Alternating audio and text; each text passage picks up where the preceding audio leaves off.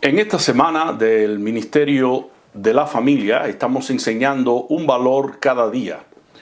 Hoy nos corresponde estudiar el valor de la responsabilidad. Responsabilidad es el cumplimiento a las obligaciones, es el ser cuidadoso en la toma de decisiones, es responder por alguien o por algo. En concreto, es cuidar de sí mismo y de las demás personas, en respuesta a la confianza que se nos otorga. Una persona responsable asume no solo el deber de actuar en consecuencia a lo que se exige, sino también asume las consecuencias de sus actos en el cumplimiento de su deber y obligaciones ante los demás. ¿Quiénes son los que ejecutan la responsabilidad? Bueno, las personas. Por eso, en el día de hoy, quiero centrar mi atención en tres aspectos principales acerca de la responsabilidad humana. Cosas que tú y yo debemos saber. Tú y yo debemos saber, primero, que la persona responsable rinde cuenta respecto a su trabajo. Segundo, la persona responsable es valorada y estimada por su trabajo. Tercero, la persona responsable es valorada y empleada primordialmente por lo que es, o sea, por su carácter. Estos son los tres aspectos que me propongo desglosar desde una perspectiva bíblica. Vayamos al primer aspecto a tratar. La persona responsable rinde cuenta respecto a su trabajo. En toda organización existe lo que llamamos posiciones laborales. Cada una de estas posiciones cuenta con una descripción de puesto de trabajo. Esta descripción de puesto de trabajo se registra en un documento escrito que enumera las principales tareas en las que se ocupará una persona en su puesto laboral y las cualificaciones que se exigen de parte de ella para ser empleada. Por ejemplo, si vamos a una entrevista de trabajo, el empleador nos habla de la posición que tiene para nosotros en base a lo que sabemos hacer y juntamente nos entrega un documento para que leamos cuáles son nuestras responsabilidades. Si somos empleados, finalmente los documentos son firmados por nosotros y quedamos comprometidos con la organización que nos emplea. Generalmente esto es lo que sucede con el entrevistado. Pero este sistema de compromiso de trabajo y responsabilidades no comenzó en ninguna organización humana, sino en el Edén. No tenemos detalle de los trabajos que Adán y Eva tendrían que hacer, pero el hecho de que Dios les hubiese puesto en el huerto para que lo labraran infiere por sí mismo la idea que Dios les asignó tareas que tenían que completar. Cada mañana Adán y Eva tenían que hacer algo que ya estaba en la agenda de ellos. El caso es que dentro de esa agenda también estaba la prohibición de que ellos no podían comer ningún fruto del árbol de ciencia del bien y del mal. En todo trabajo hay cosas que uno puede hacer y cosas que uno no puede hacer. Eva y Adán decidieron finalmente hacer lo opuesto a lo que Dios les ordenó y recibieron censuras y castigos de parte de Dios por desobedecer.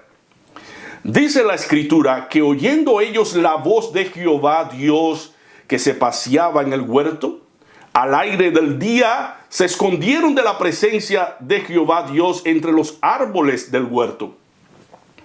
Entonces Jehová Dios llamó a Adán: ¿dónde estás tú? Y él respondió: oí tu voz en el huerto y tuve miedo, porque estaba desnudo y me escondí. Y Dios le dijo: ¿quién te enseñó que estabas desnudo? ¿Has comido del árbol que yo te mandé que no comieses? Todo hombre al cual se le da una responsabilidad tiene que responder ante ella. Así que Esta es la condición. Adán y Eva, y en este caso Adán, estaba rindiendo cuenta delante de Dios, delante de su empleador. Lo que voy a decir ahora está parafraseado.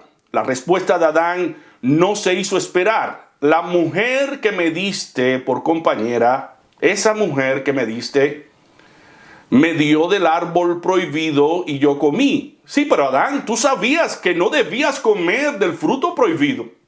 ¿Qué pasó? Dios, yo no fui, fue la mujer que me diste. Salió tan mala esa mujer que mira cómo estoy ahora. Por tu culpa estoy así, por darme la mujer incorrecta, la mujer equivocada. El hombre, cuando no quiere asumir su responsabilidad, busca a quién echarle la culpa. Adán culpó a Dios y a la mujer. Entonces Jehová, Dios, dijo a la mujer, ¿qué es lo que has hecho? Y dijo la mujer, la serpiente me engañó y comí. La mujer tampoco quiso responsabilizarse. Yo no fui, Señor, fue la serpiente. La serpiente es la mala. Alguien dijo una vez que si la culpa fuera de cristal, nunca caería al suelo. Pero pese a no reconocer ambos, Adán y Eva, la culpa tuvieron que pagar por su desobediencia. Dios los hizo responsables de sus actos. Todo empleador nos va a pedir cuenta de lo que hacemos y es bueno que tengamos presente lo valioso que es ser responsables. Siempre vamos a tener que dar cuenta de lo que hacemos, de nuestros actos ante Dios y ante los demás. La persona que es responsable va a rendir cuenta respecto a su trabajo. Otro detalle más en este sentido de la responsabilidad, cuando los israelitas hicieron el tabernáculo por instrucción de Dios, Dios les dejó tareas específicas que ellos debían realizar. Ellos tenían que cumplir las tareas con toda responsabilidad, ya que Dios les pediría cuenta por ellas. Número 1:53. Pero los levitas acamparán alrededor del tabernáculo del testimonio para que no haya ira sobre la congregación de los hijos de Israel. Y los levitas tendrán la guarda del templo, del tabernáculo del testimonio. La responsabilidad de los levitas era guardar, proteger, cuidar el tabernáculo. Número 3 del 28 al 31 dice, el número de todos los varones de un mes arriba era 8,600 que tenían la guarda del santuario. Las familias de los hijos de Coat acamparán al lado del tabernáculo al sur, y el jefe del linaje de las familias de Coat, Elisafán, hijo de Uziel. A cargo de ellos estarán el arca, la mesa, el candelero, los altares, los utensilios del santuario con los que ministran y el velo con todo su servicio. 8,600 de las familias de Coat tenían la responsabilidad de cuidar el santuario. Ellos estaban a cargo del arca, la mesa, el candelero, los altares, los utensilios del santuario y el velo con todo su servicio. En número 3 aparece que el principal de los jefes de los levitas, que era Eleazar, sacerdote, hijo de Aarón, tenía que guardar el santuario. Eleazar, hijo de Aarón, era el líder principal de los que guardaban el santuario. Era responsable del santuario. También en números 3 aparece que a cargo de los hijos de Merari estaba la custodia de las tablas del tabernáculo, sus barras, sus columnas, sus basas y todos sus enseres con todo su servicio. Y las columnas alrededor del atrio, sus basas, sus estacas y sus cuerdas. Así que los hijos de Merari eran responsables de velar por las tablas del tabernáculo, las barras, las columnas, las basas, las estacas y las cuerdas. Y en números 4, en capítulo 4 aparece a partir del versículo 28 que este era el servicio de las familias de los hijos de Gersón en el tabernáculo de reunión. Ellos estaban a cargo de la dirección juntamente con los hijos de Merari de las cosas que respectaban al tabernáculo, al santuario de Dios también. Dice que ellos contaban todas las cosas del tabernáculo, de la reunión, las protegían y eran los encargados de cuidar el servicio en el tabernáculo. Cuidaban de las tablas del tabernáculo, también de las barras, las columnas, las basas, las columnas del atrio, alrededor de sus basas, sus estacas, sus cuerdas, con todos sus instrumentos y todo su servicio. Y ellos eran responsables ante Dios también de los utensilios que ellos tenían que transportar. Así que había cosas que había que transportar y ellos eran los encargados. Tenían que cargar con las tablas, las columnas, las basas del atrio. Imagínense el cuadro. Tenían que llevar sobre sí todos estos utensilios que tenían que ver con el servicio. El número 4:16 nos dice que, pero a cargo de Eleazar, hijo del sacerdote Aarón, estaba a cargo el aceite del alumbrado, el incienso aromático, la ofrenda continua, el aceite de la unción. Él estaba a cargo del tabernáculo, de todo lo que estaba dentro de él y sus utensilios. Y me pregunto, ¿sobre qué Dios te ha puesto a cargo a ti y me ha puesto a cargo a mí? Dios nos ha puesto a cargo de la familia, a cargo del tiempo, del dinero, de los dones, de los talentos, de la iglesia. Y en cada una de estas áreas y lugares, Dios nos ha dejado tareas específicas. Basta leer tan solo las instrucciones que aparecen en la Biblia. Dios nos ha hecho responsables de todo lo que nos ha entregado. Y Él espera que nosotros como buenos mayordomos usemos cada una de esas cosas para su gloria. Porque un día tendremos que dar cuenta de nuestra mayordomía ante Dios, de lo que hicimos estando en el cuerpo con lo que Él nos entregó. En Lucas 16 aparece el Señor contando a sus discípulos la parábola del mayordomo infiel. Dice el Señor que había un hombre rico que tenía un mayordomo y este fue acusado ante él como disipador de sus bienes. Entonces le llamó y le dijo: ¿qué es esto que oigo acerca de ti? Da cuenta de tu mayordomía, porque ya no podrás ser más mayordomo. El mensaje central de esta parábola es que el Rey de Reyes, nuestro Dios Todopoderoso, nos ha puesto como administradores sobre sus bienes, y de estos bienes tenemos que dar cuenta un día, porque ellos no son nuestros, sino de Dios. Por eso Pablo dice en Romanos 14:12, de manera que cada uno de nosotros dará a Dios cuenta de sí. Esto nos lleva de la mano a nuestro segundo aspecto a tratar en esta exposición. La persona responsable es valorada, es estimada por su trabajo. Dijo Spurgeon una vez en uno de sus sermones: si hubiera grados de gloria, no serán distribuidos de acuerdo a nuestros talentos, sino a nuestra fidelidad en usarlos.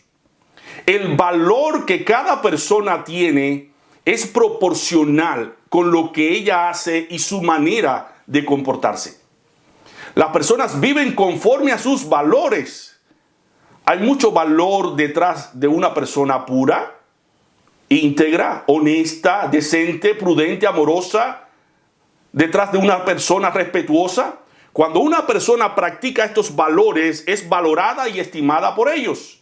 Así que es importante lo que las personas hacen, porque en virtud de lo que hacen son estimadas y valoradas. Quiero corroborar este punto con un ejemplo bíblico que aparece en el Evangelio de Mateo, en el capítulo 25 del 14 al 30. Porque el reino de los cielos es como un hombre que, yéndose lejos, llamó a sus siervos y les entregó sus bienes. A uno dio 5 talentos y a otros 2, y a otro 1, a cada uno conforme a su capacidad, y luego se fue lejos. Y el que había recibido 5 talentos fue y negoció con ellos y ganó otros 5 talentos. Asimismo, el que había recibido 2 ganó también otros 2. Pero el que había recibido 1 fue y cavó en la tierra y escondió el dinero de su señor. Después de mucho tiempo vino el señor de aquellos siervos y arregló cuentas con ellos. Y llegando el que había recibido 5 talentos, trajo otros 5 talentos, diciendo: Señor, 5 talentos me entregaste, aquí tienes. He ganado otros 5 talentos sobre ellos. Y su señor le dijo: bien, buen siervo y fiel, sobre poco has sido fiel, sobre mucho te pondré, entra en el gozo de tu señor. Llegando también el que había recibido 2 talentos, dijo: Señor, 2 talentos me entregaste, aquí tienes, he ganado otros 2 talentos sobre ellos. Su señor le dijo: bien, buen siervo y fiel, sobre poco has sido fiel, sobre mucho te pondré, entra en el gozo de tu señor. Pero llegando también el que había recibido 1 talento, dijo: Señor, te conocía que eres hombre duro, que ciegas donde no sembraste y recoges donde no esparciste. Por lo cual tuve miedo y fui y escondí tu talento en la tierra. Aquí tienes lo que es tuyo. Respondiendo su señor le dijo: siervo malo y negligente, ¿sabías que ciego donde no sembré y que recojo donde no esparcí? Por tanto, debías haber dado mi dinero a los banqueros, y al venir yo hubiera recibido lo que es mío con los intereses. Quitadle pues el talento y dadlo al que tiene 10 talentos, porque al que tiene le será dado y tendrá más, y al que no tiene, aún lo que tiene le será quitado. Y al siervo inútil echadle en las tinieblas de afuera, allí será el lloro y el crujir de dientes. Note el paralelismo que hay entre el hombre de la parábola y Cristo, y entre los siervos de la parábola y los creyentes. Los talentos son de Cristo, Él es quien nos lo da. En el versículo 14 dice: porque el reino de los cielos es como un hombre que, yéndose lejos, llamó a sus siervos y les entregó sus bienes. Los talentos, Cristo los reparte según su voluntad. Versículo 15, a uno dio 5 talentos, y a otros 2, y a otro 1, a cada uno conforme a su capacidad, y luego se fue lejos. Los talentos deben usarse sabiamente. Versículo 16. Y el que había recibido 5 talentos fue y negoció sabiamente con ellos y ganó otros 5 talentos. Según como usemos los talentos, recibimos más talentos o menos. El versículo 29 nos dice: porque al que tiene, le será dado y tendrá más. Y al que no tiene, aún lo que tiene, le será quitado. Y Cristo pedirá cuentas por todos los talentos. Versículo 19. Después de mucho tiempo vino el Señor de aquellos siervos y arregló cuentas con ellos. Cada uno también de las personas a las que se le entregó talentos fue valorada y estimada por su trabajo. Y aquel que no hizo nada no se le valoró ni estimó. El Señor termina con una sentencia. Versículo 30. Y al siervo inútil, a ese que ha rehusado servir a Dios y a los demás, echadle en las tinieblas de afuera, allí será el lloro y el crujir de dientes. Este es el lugar que Dios destina para los siervos inútiles e irresponsables. A pesar de la inutilidad de los hombres, Dios les ha hecho responsables. Un día ellos también darán cuenta. Él pedirá cuentas a todos, creyentes y no creyentes. Entonces, la parábola de los talentos trata de la bendición de usar nuestros talentos y el peligro existente de desperdiciar el tiempo y no poner los talentos en función del reino de Dios. Los talentos son habilidades o facilidades para hacer algo. Tú y yo tenemos esas habilidades dadas por el Creador, por Dios, por Jesucristo. Los talentos son las cosas que hemos recibido de Dios y debemos ponerla entonces al servicio de Dios y de los demás. Somos inútiles cuando decidimos emplear las habilidades que tenemos para nosotros nada más y no las queremos compartir.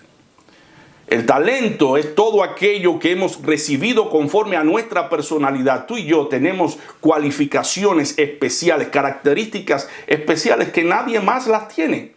Compartamos, pues, lo que Dios nos ha dado con otros.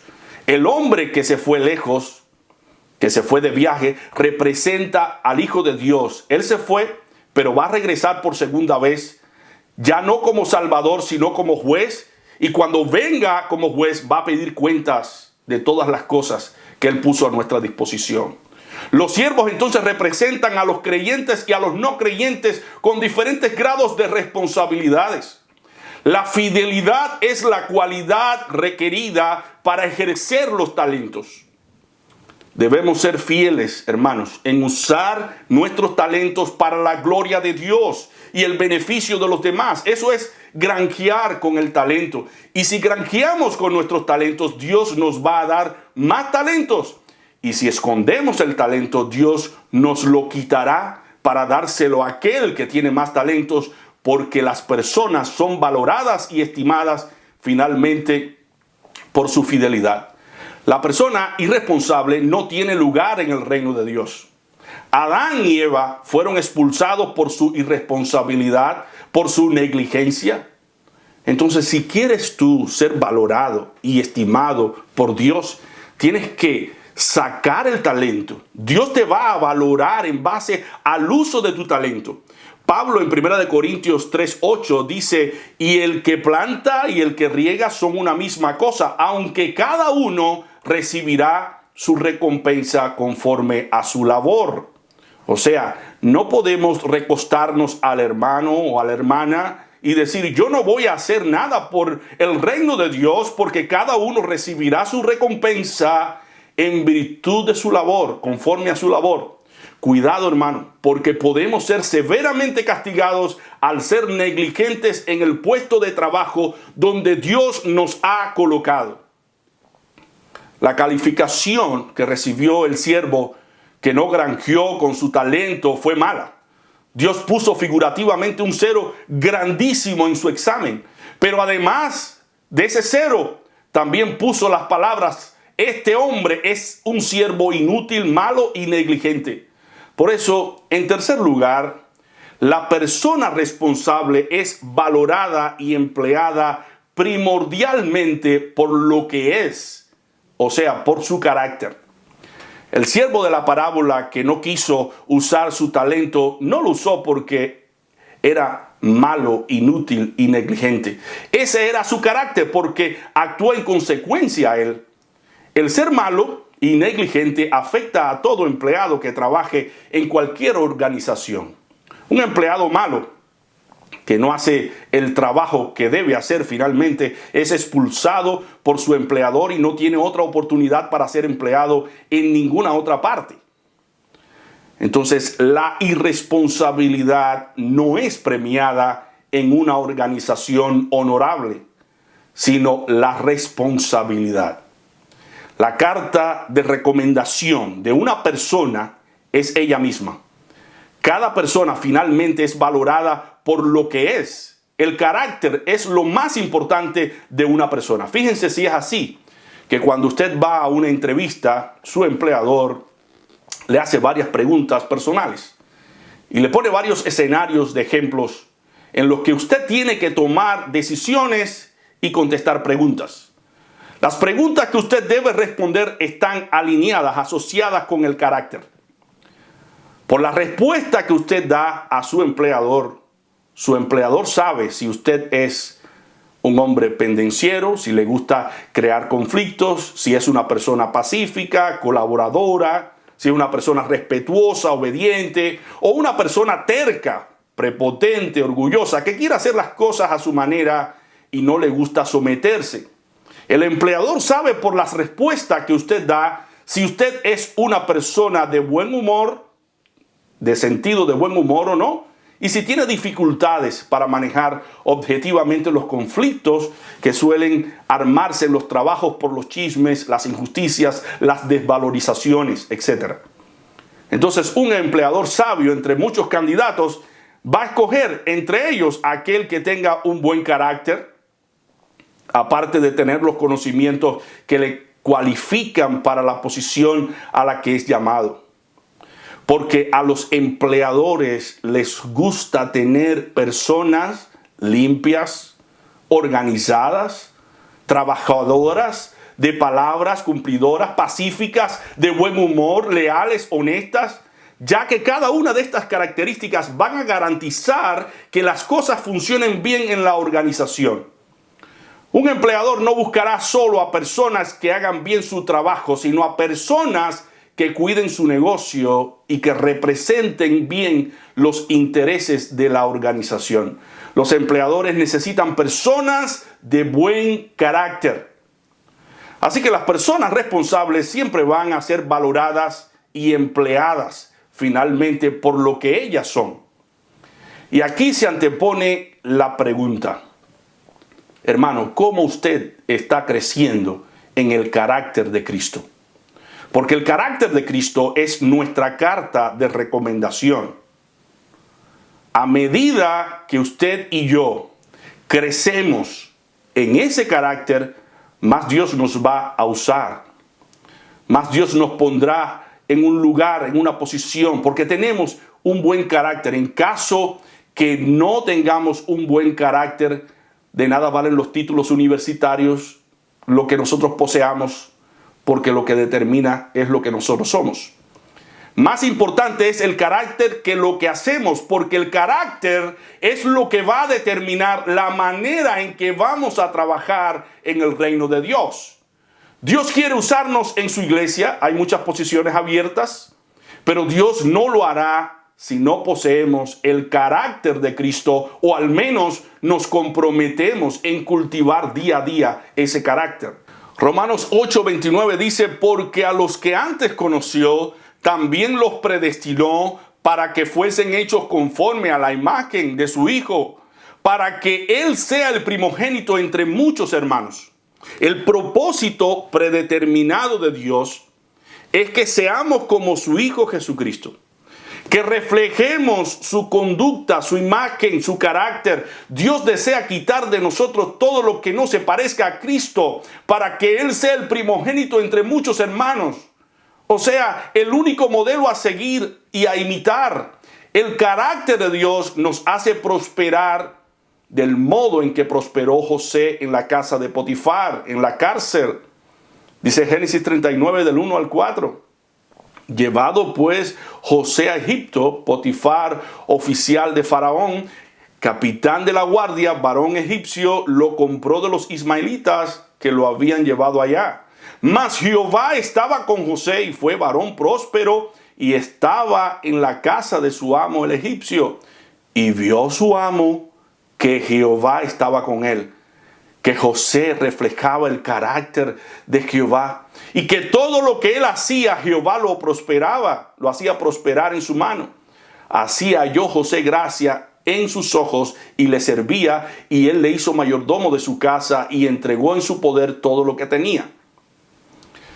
José finalmente es víctima de la mujer de Potifar, que lo acusa falsamente de querer dormir con ella y forzarla. Y es llevado a la cárcel, pero aún así, por su integridad, José siguió siendo prosperado. En Génesis 39, del 21 al 23, dice la palabra, pero Jehová estaba con José y le extendió su misericordia y le dio gracia en los ojos del jefe de la cárcel. Y el jefe de la cárcel entregó en manos de José el cuidado de todos los presos que habían en aquella prisión. Todo lo que se hacía allí, él lo hacía. No necesitaba atender el jefe de la cárcel cosa alguna de las que estaba al cuidado de José, porque Jehová estaba con José. Y lo que él hacía, Jehová lo prosperaba. El carácter puro, íntegro, noble y leal de José fue su carta de recomendación en su trabajo. Y no solo en la cárcel, sino también en el reinado como segundo de Faraón. Hermanos, en este día pensemos cuán importante es forjar el carácter de Dios en nosotros. Necesitamos hombres responsables en su trabajo, en la iglesia, pero sobre todo personas de buen carácter que puedan reflejar el carácter de Cristo, porque esto es lo que va a determinar nuestro buen trabajo. Además, el carácter determina también la dirección hacia dónde vamos. Si vamos hacia el infierno o hacia la gloria. Los miembros del reino de Dios van al cielo porque son pobres de espíritu, humildes. Van al cielo porque lloran a causa de su pecado, sienten dolor por su pecado, por haber ofendido a Dios, y por eso es que serán consolados. Los miembros del reino de Dios son mansos, tienen hambre y sed de justicia, son misericordiosos, son puros de corazón, son pacificadores. Sin embargo, los que se dirigen al infierno tienen otro carácter, son amadores de sí mismos, avaros, vanagloriosos, soberbios, blasfemos, desobedientes a los padres, ingratos, impíos, sin afecto natural, implacables, calumniadores, interperantes, crueles, aborrecedores de lo bueno, traidores, impetuosos, infatuados, amadores de los deleites más que de Dios, inmorales, que son arrastrados por diversas concupiscencias, y que tendrán apariencias de piedad, pero negarán la eficacia de ella a través de sus obras. El carácter es lo que determina lo que somos. Si tenemos el carácter de los hijos de luz, vamos a hacer lo bueno. Pero si tenemos el carácter de los hijos de las tinieblas, vamos a hacer lo malo. Seremos como el siervo de la parábola, malo y negligente. Tampoco vamos a ser responsables porque nuestro corazón va a estar cargado de engaño, de maldad, de hipocresía. Hemos enseñado hoy que la persona responsable rinde cuenta respecto a su trabajo. Vamos a tener que dar cuenta del trabajo que hacemos en la iglesia, en la sociedad, en la familia, en todos los lugares donde se nos nombre o emplee para realizar una labor específica. Debemos recordar también que la persona responsable es valorada y estimada por su trabajo. El trabajo mismo es nuestra carta de recomendación. La gente no nos empleará si se entera que en nuestro trabajo previo fuimos inútiles, malos o negligentes, o si hay algún récord de conflictos o fallas de índole moral. Si existe aún cualquier falla, tenemos que erradicarla en el nombre del Señor para que se nos pueda estimar y valorar. Y por último, la persona responsable es valorada y empleada primordialmente por lo que es, o sea, por su carácter. La conducta es lo que uno hace, pero el carácter es lo que uno es. La conducta puede variar, pero el carácter es permanente. Y si tenemos el carácter bueno, nuestras actividades serán permanentemente buenas. Nuestra labor, cultivemos el carácter bueno de los hijos de Dios y seremos prosperados en todo lo que hagamos. Y si en algo hemos fallado, confesemos nuestros pecados ante Dios y volvámonos de ellos y seamos los hombres y mujeres responsables que Dios busca para emplearlos en su reino. Vamos a orar.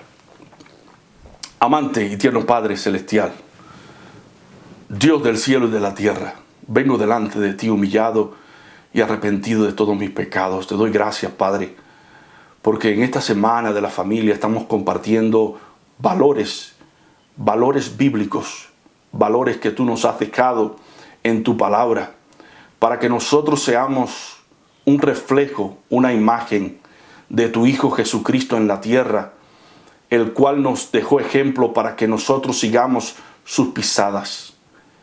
Pero tenemos una dificultad. Nuestro corazón es rebelde, orgulloso, soberbio. Muchas veces nos dejamos atrapar por los sentimientos y arrastrar por nuestros deseos. Pero aquí estamos, Señor, necesitando de tu gracia y de tu favor, de tu misericordia, necesitando que la sangre preciosa de tu Hijo Jesucristo nos limpie de todo pecado. Muchos en algún momento dado hemos sido irresponsables con las tareas que tú nos has asignado. No te hemos correspondido conforme a la descripción de trabajo que has puesto en nuestras manos. Pero venimos delante de ti humillados y arrepentidos de todos nuestros pecados. Dice tu palabra, si confesamos nuestros pecados, Él es fiel y justo para perdonarnos y limpiarnos de toda maldad. Límpianos, Señor. Límpianos de aquellas cosas que no te agradan. Reprende la obra de Satanás en nuestros corazones. Y que nosotros podamos poseer las características de Cristo, el cual nos llamó de las tinieblas a su luz admirable. Queremos agradarte. Queremos servirte en amor. Y queremos estar con los salvados. Si el carácter es lo que determina la dirección hacia donde nosotros nos dirigimos, ayúdanos, Señor, para formar el carácter de Cristo en nuestras vidas. Que no exista conducta que sea reprochable ante tus ojos, porque andemos en integridad en tu presencia. Que no tengamos que escondernos de nuestros jefes o de las personas que están a nuestro cargo, escondiendo las cosas de maldad y de pecado, sino que seamos íntegros, Señor, que seamos los mismos que somos en público, que lo seamos en privado. Ayúdanos, Señor. Si necesitamos de una conversión genuina, solo tú lo puedes hacer.